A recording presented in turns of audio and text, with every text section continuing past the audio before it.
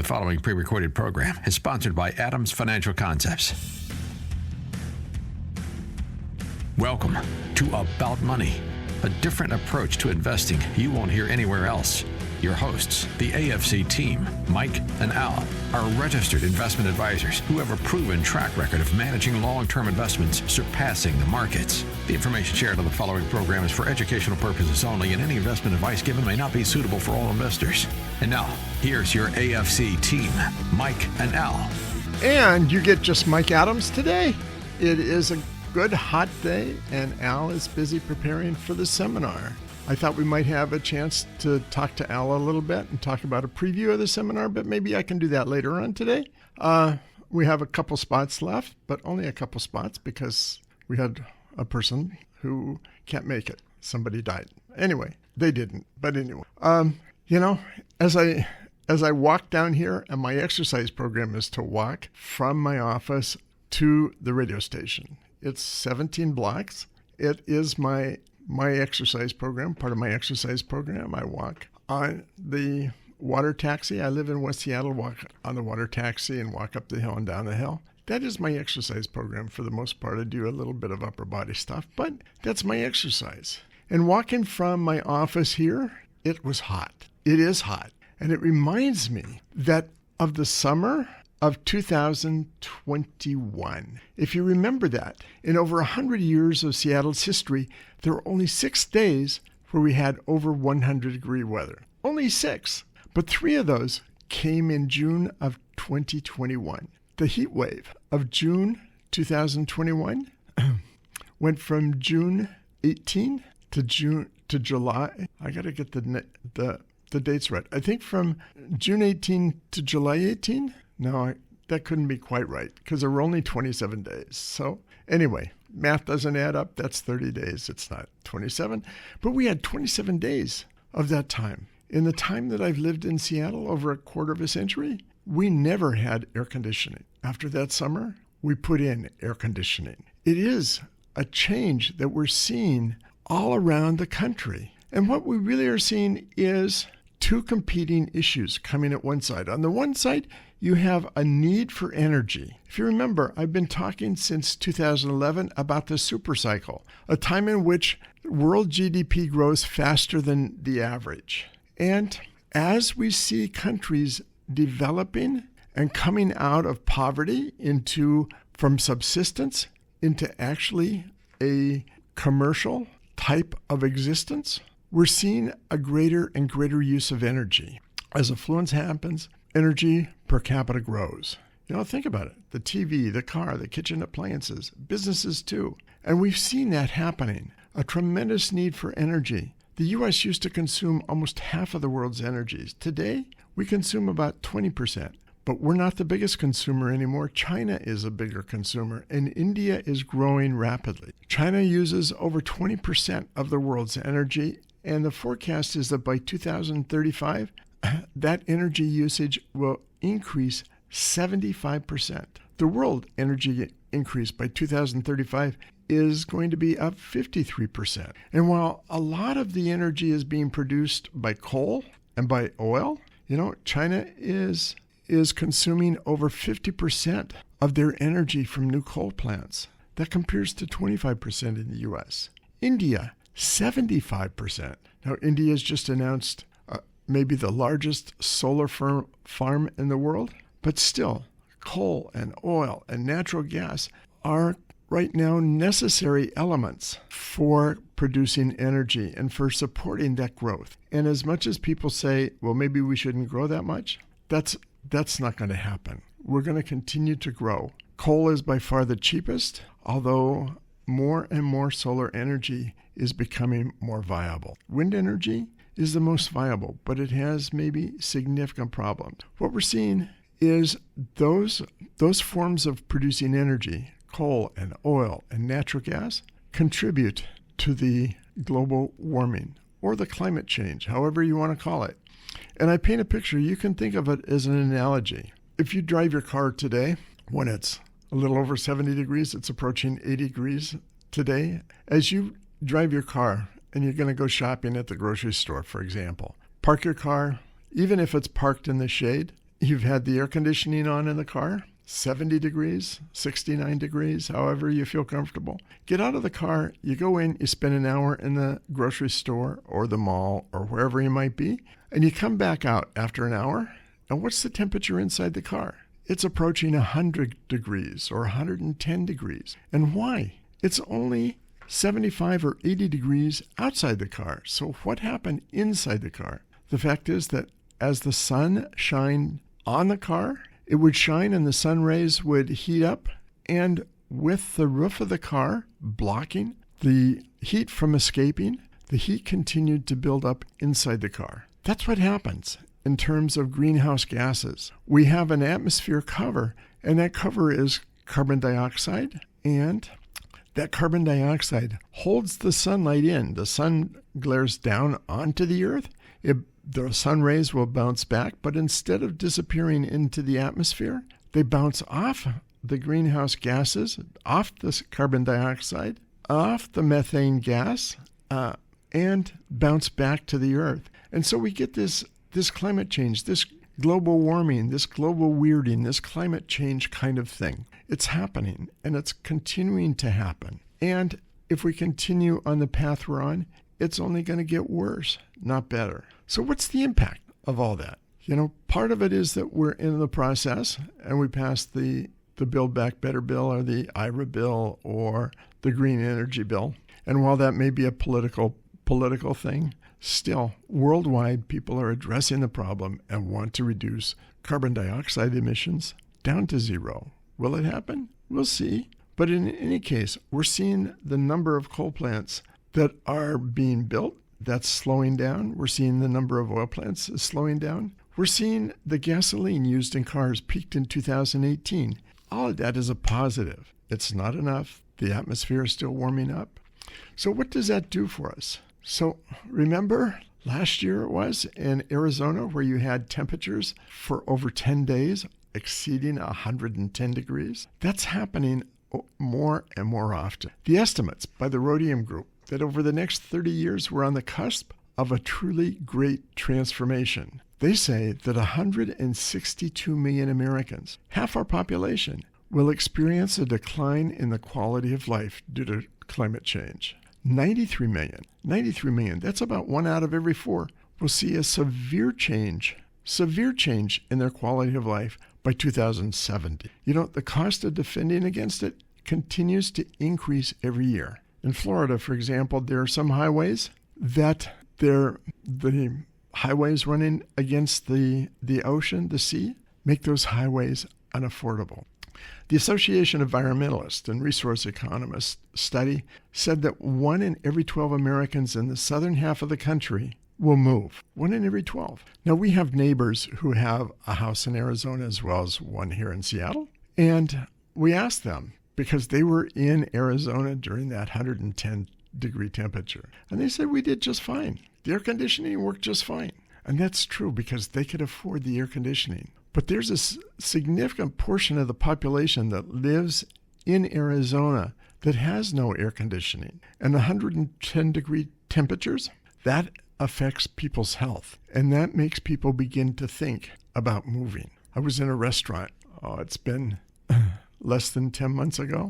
It was in the fall of last year. And the server had said she moved from Arizona. She said it's wonderful in the wintertime, but in the summertime, it's just unbearably hot. And then you end up going to swimming pools. You end up going somewhere to get cool. She said, but you can't get away from the heat. It's always there. She said, Seattle is awesome. 70 degrees. We get down to 30 sometimes, but we don't very often even get to 80 degrees. She came from a place which had 10 days of 110 degrees. And what we're seeing is people moving, and we'll continue to see people moving from California. We're seeing them move to the Mountain West. We're seeing them move to the Northwest. Seattle's seen a significant influx. And in the next 45 years, that's going to only increase because of climate change. Seattle and King County saw a boom in the last few years in terms of people moving here. We're seeing that trend continue, and it'll probably continue to continue. That's a strange way to say it, continue to continue. Anyway, it's reaching the point that you can imagine the corridor from Seattle to British Columbia could become a megapolis.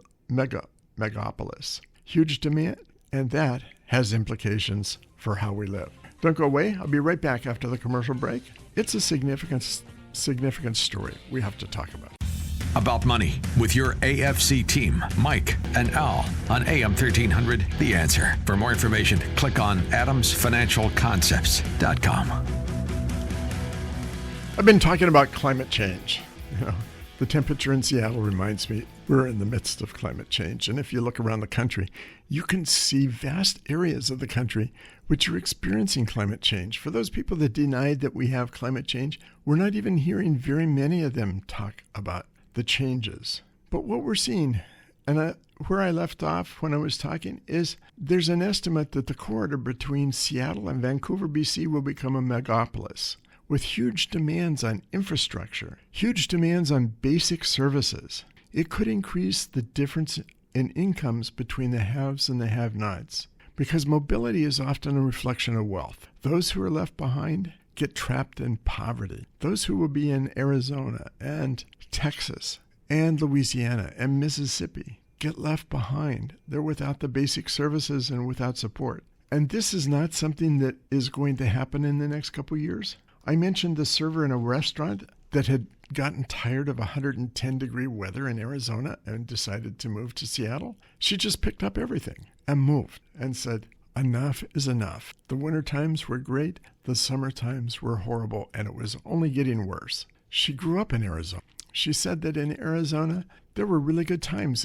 And when she was in high school, when she was in grade school, when she was in school, even in college, that during those times, summer times would get hot a few days out of the year, but it was always bearable. She said last year was completely unbearable. 110 degrees for 10 years. And this is something that's not going to change in the next few years.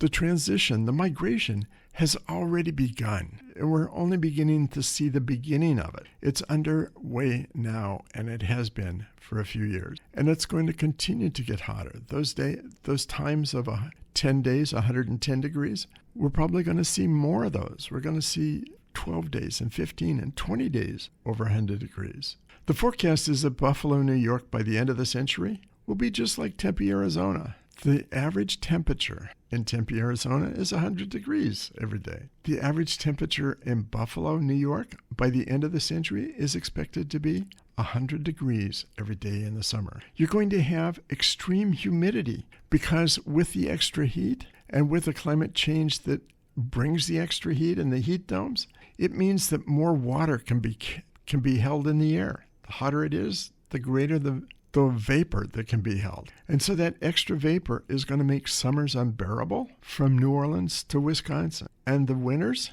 will be more and more severe with snow. The prediction is that by the end of the century, 100 million Americans will have humidity so extreme that they'll face heat stroke. Fresh water will be in short supply in Florida and Georgia and Alabama.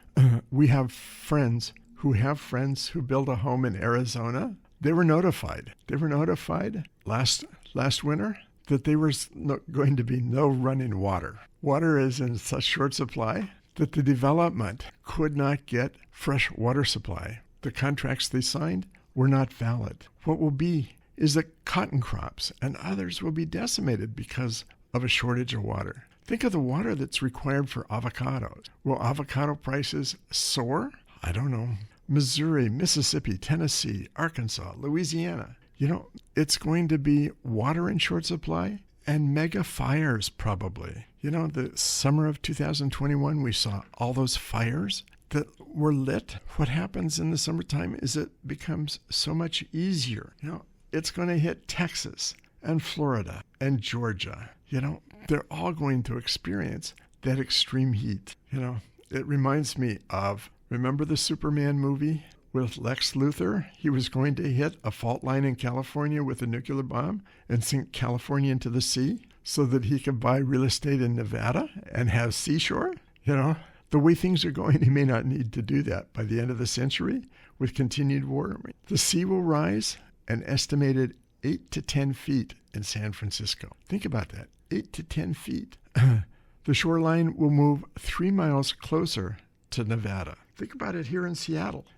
We have a house that sits just off the Elliott Bay, and not a house, we're in a condo. But if the sea continues to rise, it's going to pour over Harbor Avenue. We're going to have our own boat service from our condo into Seattle. We won't have to take the water taxi. We'll have our own dock right there. We won't be happy, and people won't be happy because how do you get to the place? Because the roads will be underwater. Rising rivers will swamp subterranean infrastructure. It's going to be a significant cost. 8 of 20 of the largest metropolitan areas, New York and Boston and Miami, will be profoundly altered. And seas here in Seattle rising 1 3/4 to over 3 feet. That's a terrible thing to think about. And hopefully we never experience that. 13 million Americans move from submerged coastlines, the largest. But if this continues, we could see the largest migration in the history of this country. The past Great Migration was 6 million Black Americans from the South that moved from the South to the North from 1916 to 1970. But that's less than half of the people that are expected to move in the next migration, just simply due to climate change.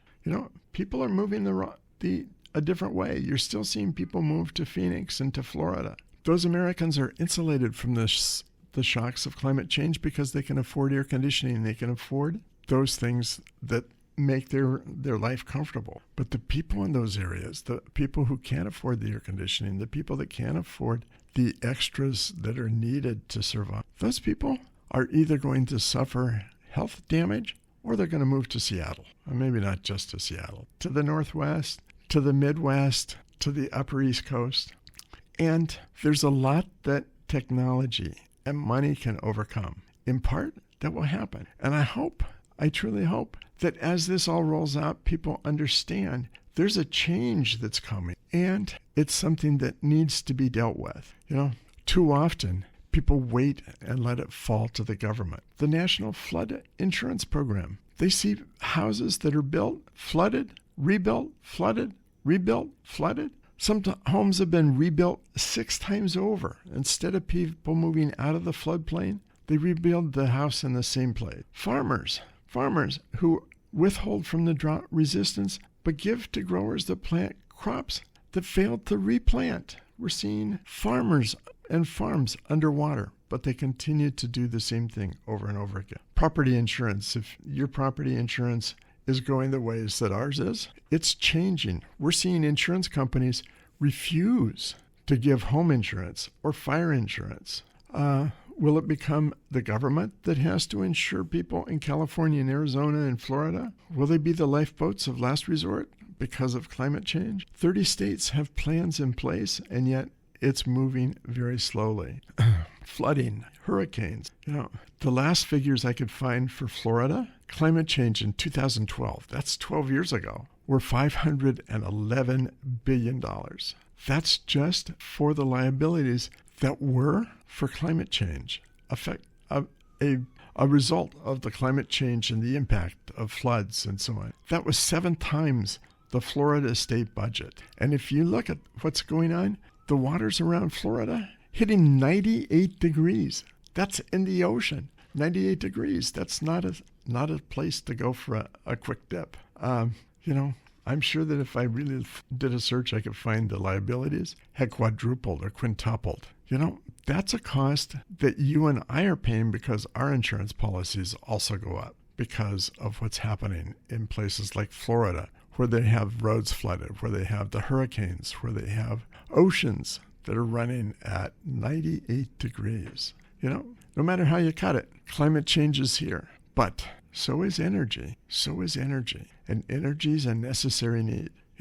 It's also a question that it's not just a U.S. problem. It's a worldwide problem. If the U.S. cut its carbon emissions to 0, and we've been cutting our carbon emissions for a number of years, still, our part, if you look at it in terms of world carbon emissions, we're under 13%. China's 27%. India is 8%. Russia is at least 5%. Don't go away. There's so much more to say about this and talk about other things that are going on. Stay with me.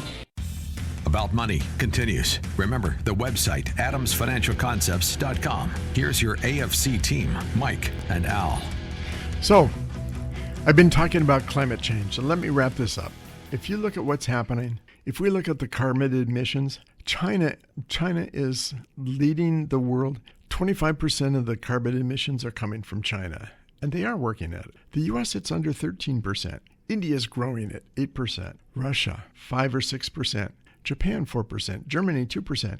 All of those countries are those that have resources and can and are dealing with climate change. But there's a lot of emerging nations that need financial help. They have emissions, they have needs for growth, and they need financial change. And add to that, something that I've talked about in the past is the worldwide debt crisis, where the worldwide debt is 300 times or 3 times what GDP is, where it's 300% of GDP. That makes it very difficult for those emerging nations to deal with climate change. You know, if you look at where we're going, 60% of our coal-fired plants have been taken out of service. We used to have 530, 360 have now been shut down. You know, the number of new coal-fired plants that are being built, even that's slowing down. It has become a political issue, and it has become something that we are aware of, both as a nation, as a people, and even the political party. How will it all resolve?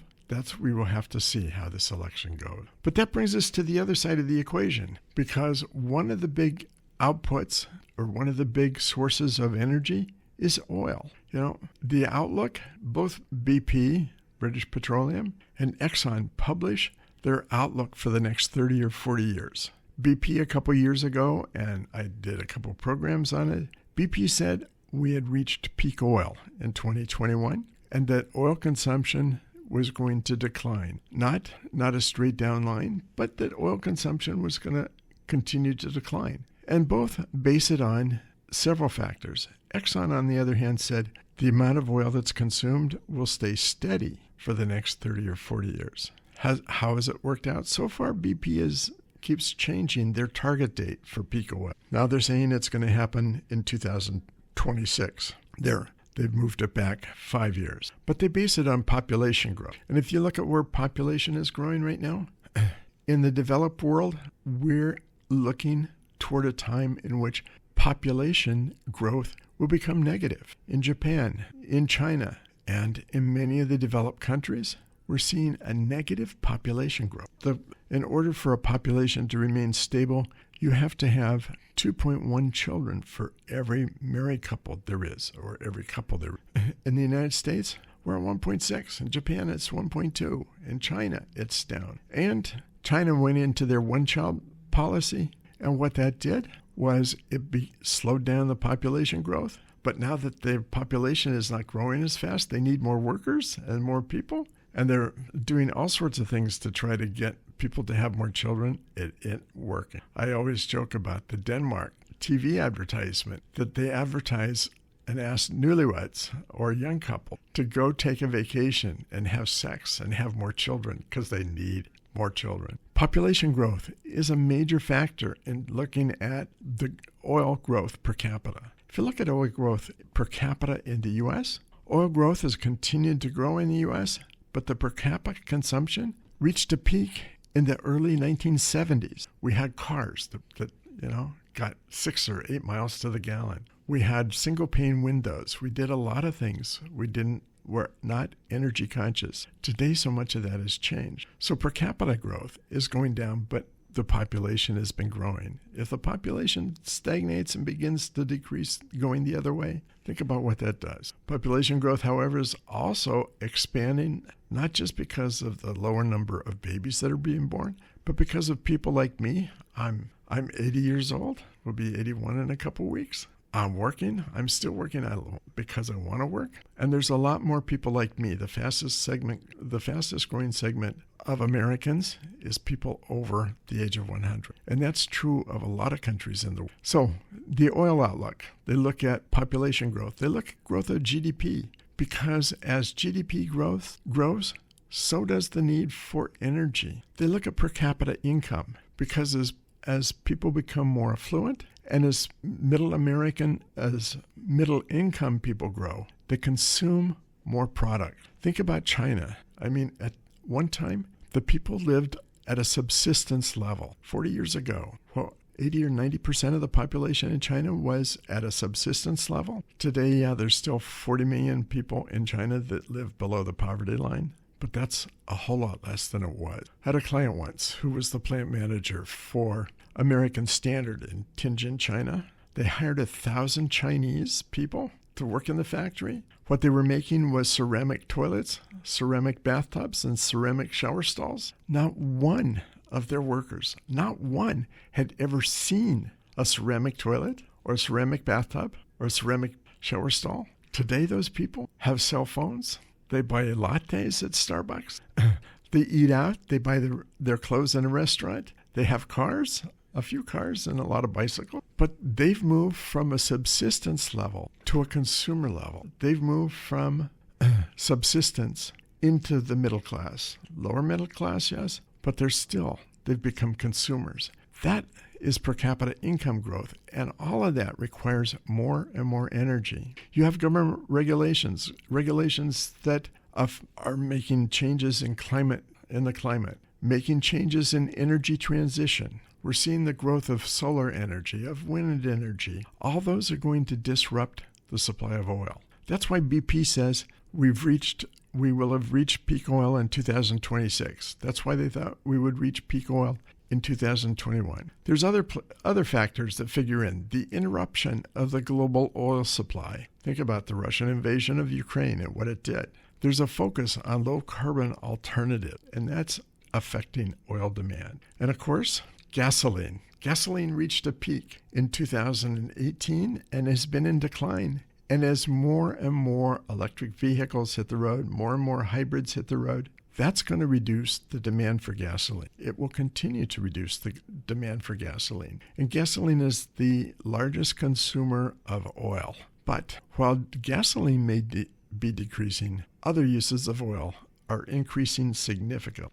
They will look at things like, in their forecast, transportation, green and blue hydrogen. They'll look at bioenergy and biomass, biofuels, and biomethane.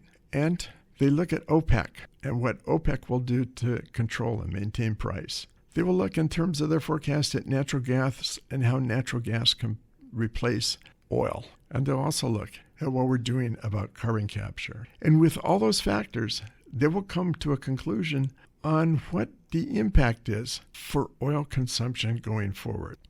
That is something that BP and Exxon have reached different conclusions, and that's okay. BP says we're going to reach peak oil in 2026 and oil will begin to decline. Exxon says that the oil consumption we're seeing will continue to grow. That is where things sit. We live in a world where we have two opposing forces. We have the need for additional energy consumption, additional energy supplies to feed a growing world, a world in which energy consumption is growing, even if the population is slowing down and the population's not growing as much, because incomes are growing and the uses of energy. And now we're seeing the advent of AI, artificial intelligence. Already, some of the biggest firms have announced they're putting in solar farms just to accommodate the growing alternative intelligence, AI. That is going to have a worldwide impact as well. So the outlook for BP and Exxon, they don't talk a great deal in their forecast about technology, but technology certainly is going to have an impact, a very big impact, because a lot of what we do is based on consuming energy. Computers consume energy. Cell phones consume energy. Radio broadcasters consume energy. We live in a world where energy will, even if the population stays stagnant, the amount of energy we consume per capita is going to continue to grow. Which brings us back to climate change, because it's all a balance, because we need both energy and climate carbon dioxide reduction. We're coming to commercial break. Don't go away. When we come back, we'll wrap all this up. About Money with the AFC team, Mike and Al on AM 1300, The Answer. For more information, click on adamsfinancialconcepts.com. So I want to finish by talking about electric vehicles, EVs. I've had my Tesla now for over 9 years. But what's happened, I read an article, and prior to the program, I was trying to find the article and reread it because I thought it would be interesting to talk about. The article said that 70% of the owners of electric vehicles are unhappy with their vehicles. I had a classmate that bought an EV. I don't remember off the top of my head which one she bought. But after having it less than a year, she sold it and went to a gas engine because it failed. The electrical system failed in her car. And it reminded me, when Volkswagen was considering moving to electric vehicles, they said one of the greatest problems they had to overcome is that for their internal combustion engine, they had 112 software suppliers. 112 for an internal combustion engine. You know, they have a software supplier for a camera. They have a software supplier for radio. They have a software supplier for the chips and the carburetor, all the things. You know, I don't understand cars anymore. But anyway, 112 software suppliers. I love my Tesla. Well, I can say that that car has one software supplier, Tesla itself. And they treat it like a software that's masquerading as a car. I sound like an advertisement for Tesla. But anyway, I remember I had an electrical problem in the first year or so, and back then we had so few Teslas on the road. Every time I saw another Tesla, I would wave and they would wave back. That's how few there were on the road. I had the first Tesla in our high-rise building. Now there's a ton of them. But at that time, they gave us a phone number. If anything went wrong, you called this phone number. I called and said, I have an electrical problem. The software person said, pull over to the side of the road. I'll diagnose it. She called me back 15 minutes later and said, I fixed the problem. You can power back up and be on your way. 15 minutes. I used to drive Mercedes. If that would have been a Mercedes, it would have taken $3,000 in 3 days in the garage. Not with Tesla. It was 15 minutes, no charge. I had another problem. When I turned the wheels all the way to the right, there was a squealing. I stopped. The tech person said, power down. I'll diagnose it. I powered down. They called back and said, you have a loose bolt on one of the, whatever it was. She said, you can go ahead and power up. You're 20 minutes away from a service station. If you want to drive there, the service garage, if you want to drive there, I'll call them and they can take you in, and it should take you about 15 minutes to get it taken care of. Sure enough, that's what it was. Half an hour, and the problem was fixed. I mean, that's an incredible service. We're moving that direction. And what I want to say, people may be unhappy now, but as we define more and more, and not just Tesla, but Rivian and Ford and General Motors and Volkswagen and Audi and the other car companies will become more and more efficient at software, we will see more and more electric vehicles. And as we do, we'll see a decrease in consumption. So yeah, that's kind of a testament for Tesla. I've never owned the car so long. But anyway, every time before, when I had the Mercedes, every time you wanted an upgrade, you had to trade the car in and get a new car. Now, on Sunday mornings at 1:40 a.m., every time there's an upgrade, they download it into the software. You know, the new ones have 12 more cameras, I think, than mine has, but that's okay.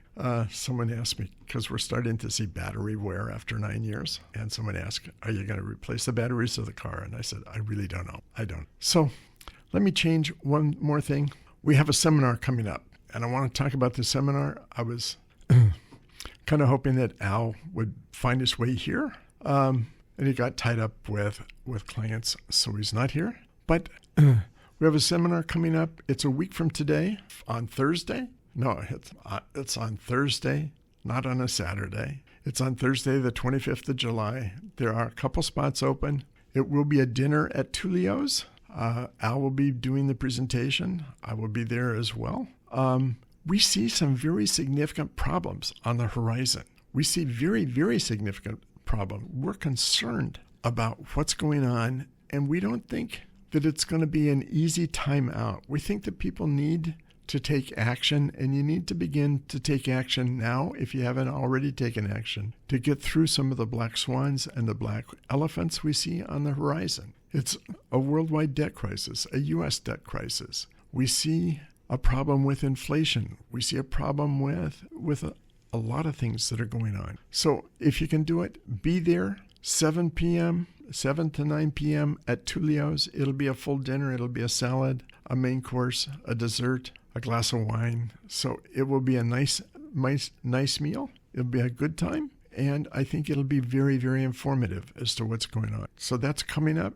Put it on your calendar. Thursday, July 25th. Be there or be square. Isn't that what the Boy Scout said? Be there or be square. So my summer job in 1965 was between the time I got my bachelor's degree at Oregon State in math and my MBA at Carnegie Mellon. And I worked in the operations research department of Pacific Gas and Electric. And they were making a transition. Computers had come alive. They were using computers, and they were beginning to try to predict electrical consumption based on computer model. Now, prior to that time, they used to take out the book, count the number of dividers in the previous year's book, and then put in the same number of dividers into the new book. That's how it was done. Predicting electrical consumption is really important for an electrical utility. If you underbuild, you end up with brownouts.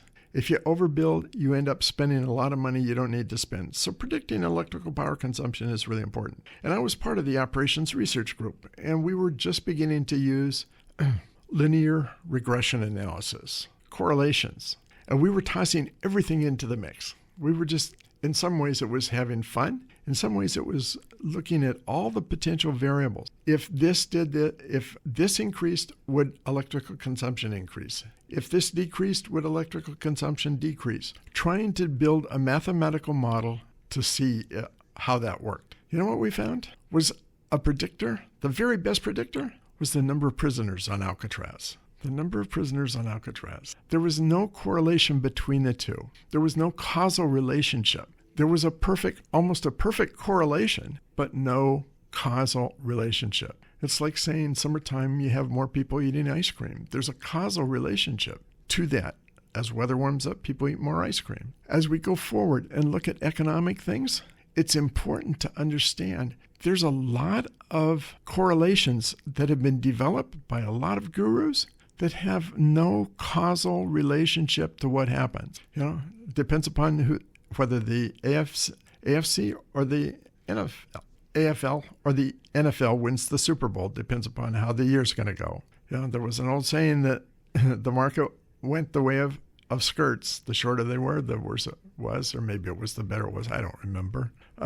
You have all sorts of little correlations like that. There is no causal relationship. So as we go forward, we're looking, and we will be talking at that seminar about causal relationships, why these are significant problems, and why you should be there. And with that, let me wrap up. We're done for this program. Have a very good weekend, a very good week, and if it's Saturday, we'll be back to talk about money.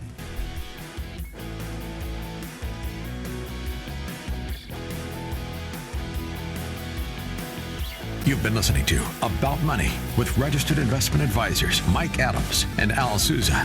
If you'd like more information about what you've heard today or about AFC's investment philosophy and strategy, or if you'd like the AFC team to evaluate your own portfolio, click on adamsfinancialconcepts.com. That's adamsfinancialconcepts.com. The information shared in the preceding program was for educational purposes only, and any investment advice given may not be suitable for all investors. Join us again next Saturday at noon for more About Money with Mike Adams here on AM 1300, The Answer. The preceding program was sponsored by Adams Financial Concepts.